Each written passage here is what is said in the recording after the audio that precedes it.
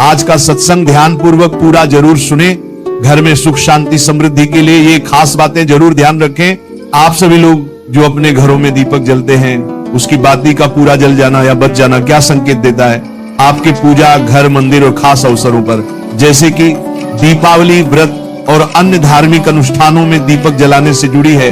क्या कभी सोचा होगा या देखा होगा कि जब आप दीपक जलाते हैं तो वो आपके जीवन में कौन से संकेत दे रहा है? क्या आपकी दीपक की बाती पूरी तरह से जल जाती है या वह अधजली रह जाती है? और क्या दीपक की बाती पर फूल बनने का क्या अर्थ क्या होता है? क्या आपको पता है कि पहले से जले हुए दीपक में बाती जलाना आपकी परेशानियों का कारण हो सकता है या नहीं? और कितने समय तक, कितने सालों तक एक ही दीपक का उपयोग करना शुभ माना जाता है या अशुभ? आज हम इन सभी रहस्यों का पर्दाफाश करेंगे और जानेंगे कि दीपक आपके जीवन में खुशहाली या बाधाएं कैसे ला सकता। तो भक्तों, आपको जानकर हैरानी होगी कि आप अपने पूजा घर के मंदिर में दीपक जलाते समय अगर ये गलती करते हैं तो आपको इसका परिणाम जरूर भुगतना ही होगा। दीपक की बाती का पूरा जल जाना और बाकी का बच जाना भी अलग अलग संकेत देता है, जो आपके लिए जानना बहुत जरूरी है।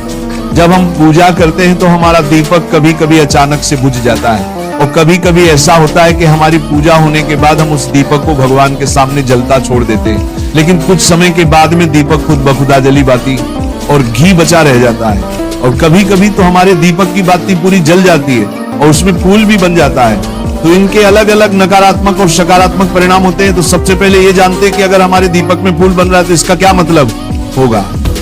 प्रिय मित्रों, अगर हमारे दीपक की बाती में फूल बन रहा है तो इसका सीधा सा मतलब है कि भगवान ने हमारी प्रार्थना को स्वीकार कर लिया है और वह हमारी पूजा से प्रसन्न है। इसका संकेत वह बाती में बने इस फूल के माध्यम से देते हैं। अगर आपके घर में दिव्य शक्तियां मौजूद हैं और आपके साथ साथ वह भी ईश्वर की पूजा में अपना ध्यान रखती हैं, तो आपकी दीपक की बाती में एक से ज्यादा फूल बनते हैं और कभी कभी साथ ही किसी भी देवी देवता का रूप भी दिखने लगता है। तो अगर आपके दीपक की बाती में फूल बन रहा है तो आप सच में बहुत भाग्यशाली हैं। इसी के साथ दीपक जलाने के भी कुछ खास नियम आपको जरूर जानने चाहिए। भक्तों, अगर आप पहले से जले हुए दीपक में अपनी बाती रखकर जलाते हैं तो ऐसा करने से दुर्भाग्य आपका पीछा कभी नहीं छोड़ता है। अगर दीपक में पहले से जली हुई बाती की राख या फिर रुई और कालिक है और आपने अपनी बाती इसमें रखकर जला दी तो ऐसा करने से भगवान आपसे प्रसन्न होने की बजाय नाराज हो जाते हैं और आपको इसके बहुत ही भयानक परिणाम देखने को मिलते हैं। आपके बनते हुए काम बिगड़ने लगते हैं, आपको आपकी तिजोरी का धन खर्च होने लगता है और आपके धन आने के सारे रास्ते भी बंद हो जाते हैं। तो हमेशा ये ध्यान रखें कि जब भी आप दीपक जलाएं, आप हमेशा साफ सुथरे दीपक का ही इस्तेमाल करें। दोस्तों, इसी के साथ कुछ लोगों की आदत होती है कि वह हर थोड़े दिन बाद अपने दीपक को बदल देते हैं। इस पर गुरुजी का कहना है कि आप जिस दीपक से पूजा करते हैं उसे कभी मत बदलिए, आप उस दीपक को सिद्ध हो जाने दीजिए। जब कोई दीपक रोजाना भगवान के सामने जलता है तो वह दीपक समय के साथ सिद्ध हो जाता है। भगवान की सकारात्मक ऊर्जा उस दीपक में आ जाती है और जब भी आप वह दीपक जलाते हैं तो आपका तन और मन दोनों पवित्र हो जाते हैं। तो आप हर रोज उस दीपक को साफ कीजिए, फिर उसमें बाती रखकर जलाएं। आप जितनी बार भी दीपक जलाएं उतनी बार उस दीपक को साफ करके बार बार उसी दीपक में बाती जलाएं। लेकिन अगर आप गलती से भी उस दीपक को बदलते हैं तो आपकी तरक्की में रुकावट आ सकती है। इसलिए आप अपने दीपक को कभी भी मत बदलना।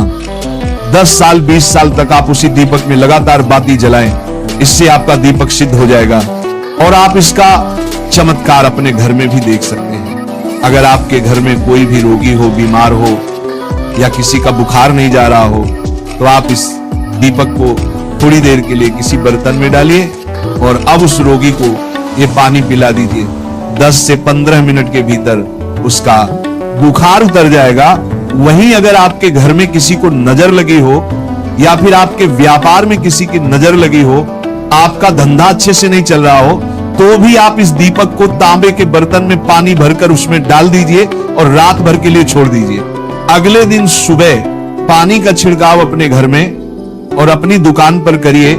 ऐसा करने से आपको साफ साफ परिणाम दिखाई देंगे, क्योंकि जब हम लगातार एक ही वस्तु का प्रयोग अपनी पूजा में करते हैं तो वह वस्तु शुद्ध हो जाती है।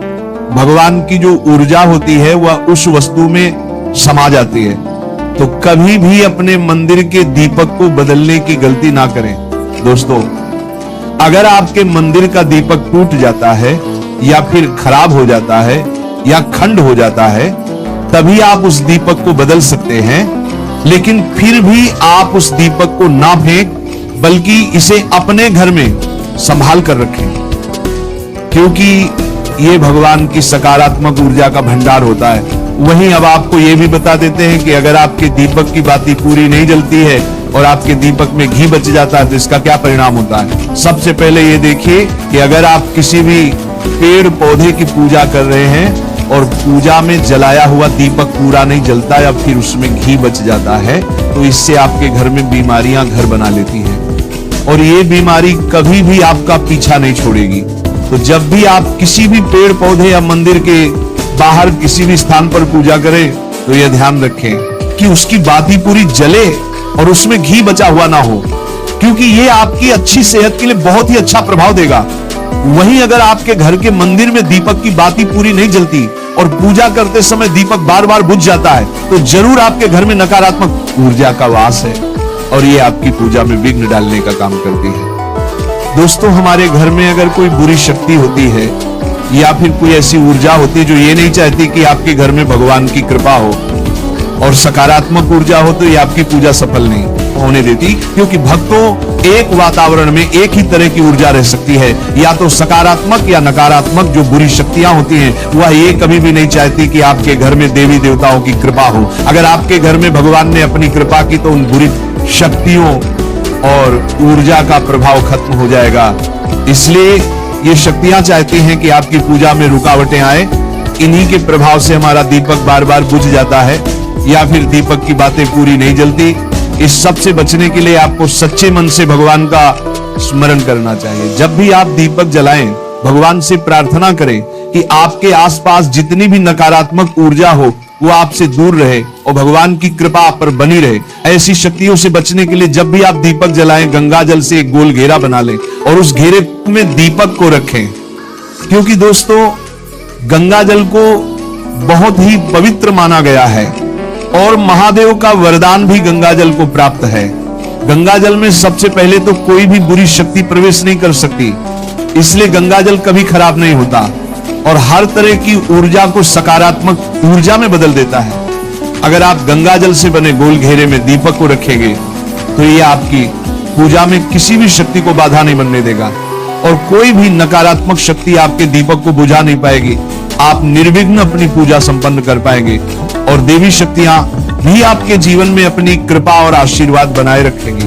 ये जो हमें दुख मिलते हैं ना, ये पाप के कारण मिलते हैं। लोग मारे घूम रहे हैं, दुख मिटाने के लिए सोचते हैं कोई जादू कर दे, कोई टोना कर दे, कोई जंतु बांध दे, कोई आशीर्वाद दे दे।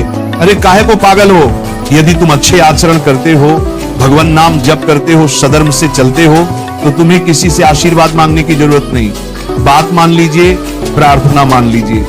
दिखावे में लाखों लोग अपने जीवन को नष्ट करने के लिए तैयार हैं। ये माया का ही तो दिखावा है जिसमें जन्म के जन्म हमारे नष्ट होते जा रहे हैं। सत्य मार्ग को क्यों नहीं पकड़ते हो? किसी के आशीर्वाद की जरूरत नहीं आपको आनंद प्राप्ति के लिए। आप आनंद के बच्चा हो, आनंद स्वरूप हो, जिनसे आशीर्वाद मांगते हो। उनके अंदर जो आत्म तत्व बैठा है वह तुम्हारे अंदर बैठा है, वही संपूर्ण आनंद लिए तुम्हारे अंदर बैठा है। तुम्हें किसी से गिज्ञाने की जरूरत नहीं। बस तुम अपने स्वरूप को नहीं पहचान पा रहे हो, अपनी शक्ति को जागृत नहीं कर पा रहे हो, इसलिए तुम दौड़े घूम रहे हो। भागने की जरूरत नहीं है। सत्संग सुनो, उसे अपने आचरण में उतारो। ये बात आप कागज में लिख लो, चाहे दिमाग में लिख लो। जब तक आपके आचरण शुद्ध नहीं होंगे, जब तक आप भजन नहीं करोगे, जब तक आप दूसरों को सुख नहीं दोगे, मन वचन कर्म से किसी को भी दुख नहीं पहुंचाना, तब तक आप भाग्य यहां से लेकर ब्रह्मलोक तक अगर आपको सुख मिल जाए तो बता देना, आ ब्रह्मभान लोक पुनरावर्तन अर्जुन, यहां सुख मिलने वाला है। आ ब्रह्म स्तंभ पर्यंतम सर्व माया जगत, यहां सुख मिलने वाला है। अगर सुख सिंधु भगवान का भजन नहीं करेंगे, बैठ के अपने घर में बैठकर आधा घंटा भजन नहीं करेंगे, मारे घूम रहे हैं, सोच रहे हैं ये भगवान का अवतार है, हमारा कल्याण हो जाएगा। ए भाई, जब भगवान वास्तविक अवतार लिए और जो भजन नहीं किए उनका भी कल्याण नहीं हुआ। भगवान के अवतार के समय हम भी रहे होंगे, कहीं ना कहीं किसी जीव जंतु के कल्याण हुआ क्या? अब भजन करोगे तो कल्याण हो जाएगा, हमारी बात मान लो। बार बार आपको कभी कड़वे शब्दों में, कभी मीठे शब्दों में बताते हैं। ए भाई, बचपन से भगवान के मार्ग में लगे हुए हैं, हमको अपना कर्म भोगना पड़ रहा है। जो शरीर रचना के समय रचा गया था वो सुखद या दुखद कर्म भोगना पड़। रामकृष्ण परमहंस जी के कैंसर था, भाई जी हनुमान प्रसाद पोदार जी के उदर में कैंसर था, बड़े बड़े महापुरुषों को भोगना पड़ा। तो प्रारब्ध को भोग लो, ये भोगने की सामर्थ्य नाम जप से आ जाएगी और नाम जप करके जन्म मरण के चक्र से मुक्त हो जाओ। मान लो मेरी बात। क्या वृंदावन की परम पावन रज से बढ़कर त्रिभुवन में कोई रज है? इस रज में बैठकर तुम्हें आनंद नहीं मिल रहा तो कहां मिलेगा तुम्हें? क्या भगवान नाम से बढ़कर कोई अमोघ शक्ति है जो भगवान को अधीन कर सके? सुमीर। ऐसे ही प्रेमानंद महाराज जी का वीडियो देखने के लिए आप हमारे प्रेम शक्ति चैनल को सब्सक्राइब अवश्य करिए। ये 8 लक्षण प्रकट होने लगते हैं जिसके ऊपर प्रभु की कृपा होती है। हमारे ऊपर प्रभु की कृपा है, ये हम कैसे पहचाने? तो ये 8 लक्षण प्रकट होने लगते हैं जिस पर हरिजू की, प्रियाजू की कृपा है। पहला, घोर अपराध करने वाले के प्रति भी दया की भावना, शांति पहला लक्षण है। भाव में भी पहले शांत भाव है। हमारे ऊपर श्री हरिजू की कृपा है, इसकी पहचान ये 8 लक्षण। पहला, शांति, अर्थात घोर अपराधी के प्रति भी गुस्सा ना क्षमा करना, ये हरि की कृपा का लक्षण है। देख लो भाई, घोर अपराधी शब्द तो जाने दो, जरा सा प्रतिकूल हो जाए तो लाख समझाओ पर भ्रकुटी तनी रहती है। भला ऐसा है? अपराधी पर भी क्षमा का भाव होना, ये हरि कृपा पात्र में ही होगा, अन्य में नहीं। तो अगर अपने हृदय में ऐसा लगे कि ऐसा नहीं है तो हरिजू से प्रार्थना करनी चाहिए कि कृपा करो, मेरे में सामर्थ्य है। दूसरा, अनुसूया, वो किसी भी के प्रति कभी भी कोई दोष दर्शन ही नहीं करेगा। दोष कथन, दोष श्रवण की तो बात जाने दो। अनुसूया, दूसरों के गुणों में दोष ढूंढना, ये नहीं होता। हरि कृपा पात्र में नहीं होता। ये सब भजन के नाश करने वाले। जैसे पहला अपराधी पर क्रोध कर देना,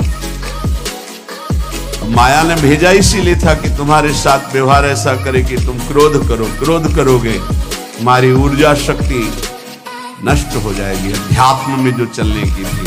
और कहीं तुमने संकल्प कर लिया तो भजन शक्ति नष्ट हो जाएगी। तो अगर भजन बल है तो गया, जरूर उसको दंड मिलेगा, पक्का मिलेगा, 100% मिलेगा, लेकिन आप खाली हो गए। ना भजन करने की वृत्ति रहेगी और ना भजन रहेगा, दोनों बात। अनुसूया, किसी के सद्गुणों में दोष देखना, गुणों में दोष ढूंढना, ये हरि कृपा पात्र में नहीं होता। ये बहुत मंगलमयी बातें हैं जिससे हमारा भजन मार्ग पुष्ट होता है। तीसरा, वो बाहर से और भीतर से पवित्र रहता है, हरि कृपा पात्र। शौचाचार का ज्ञान होना चाहिए, वस्त्र आपके पवित्र होने चाहिए, ये बाहरी जल रज आदि के द्वारा बाहरी पवित्रता। और निष्कपटता, निश्चलता, सत्य भाव, ये अंदर की पवित्रता है। अगर कपट है, छल है, असत्य है तो हृदय मलिन रहता है। भीतर और बाहर से पवित्र रहना, इसमें खास बात क्या है? भीतर और बाहर से पवित्र रहने में, भीतर और बाहर से सदैव पवित्र कौन रह सकता है? तो बोले जो पुंडरीकाक्ष भगवान श्री हरि का प्रियाजू का स्मरण करता रहता है वो शवायाभ्यंतर शुचि, वो बाह्य और अभ्यंतर दोनों से पावन रहता है। तीसरी जो कृपा का लक्षण है अर्थात वो सदैव भगवत चिंतन परायण, शौचाचार का पालन करने वाला, बाहर और भीतर से हरि कृपा पात्र पवित्र रहता है। चौथा, ऐसे कार्यों का अनुष्ठान न करे जिनमें हमारा भजन छूटता है, जिनमें सत्य छूटता है, जिनमें भगवत भाव छूटता है। जैसे आपके ऊपर कृपा हुई, आप भगवत मार्ग में चल रहे हैं, अब आप ऐसे सांसारिक कार्यों का अनुष्ठान कर रहे हैं जिनमें आपकी चित्तवृत्ति बिल्कुल भगवत विमुख हो रही, तो जीवन का लाभ क्या होगा?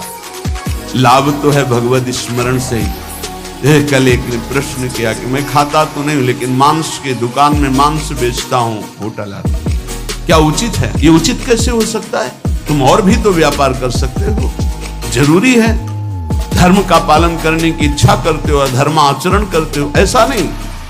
तो विरत बहुकर्मा, उन कर्मों से हमें विरत रहना है जो हमारे धर्म के विरुद्ध है, जो भजन के विरुद्ध है। हरि कृपा पात्र ऐसे कर्मों का अनुष्ठान कर ही नहीं सकता। अपने भजन का फल देखना भगवत कृपा पात्र सबको प्रदान कर देना, हिम्मत है।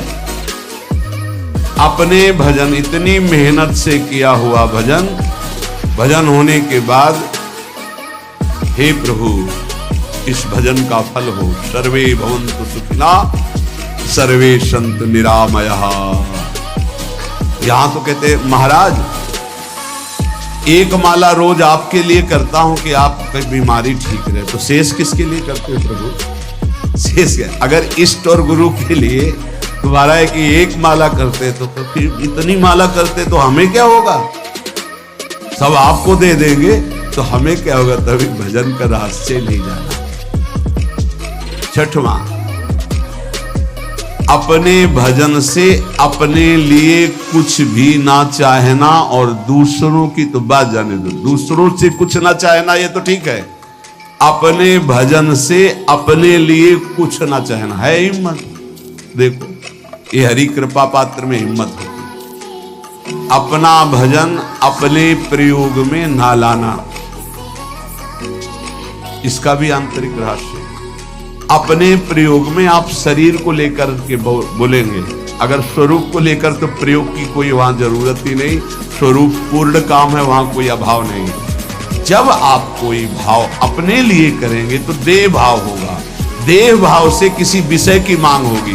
विषय पूर्ति भजन का फल नहीं होता, भजन का फल होता विषय निवृत्ति।